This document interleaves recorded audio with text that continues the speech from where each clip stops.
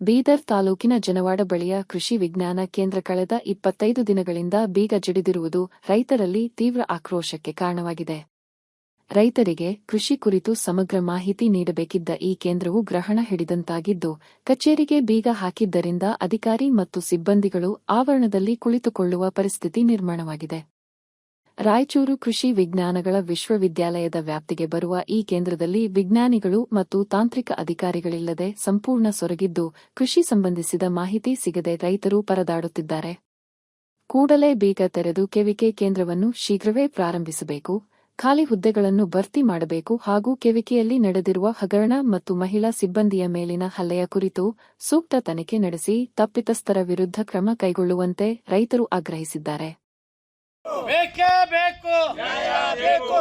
ರೈತ ವಿರೋಧಿ ಸರ್ಕಾರಕ್ಕೆ ಧಿಕ್ಕಾರ, ಧಿಕ್ಕಾರ. ರೈತ ವಿರೋಧಿ ಸರ್ಕಾರಕ್ಕೆ ಧಿಕ್ಕಾರ, ಧಿಕ್ಕಾರ. ಗೆಲ್ಲುವರೆಗೆ ಹೋರಾಟ.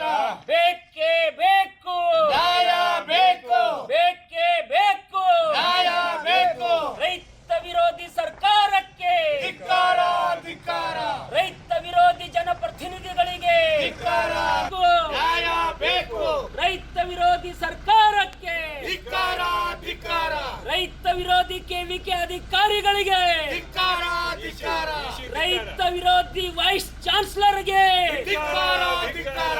ರೈತ ವಿರೋಧಿ ಜಿಲ್ಲಾಡಳಿತಕ್ಕೆ ಧಿಕ್ಕಾರ, ಧಿಕ್ಕಾರ.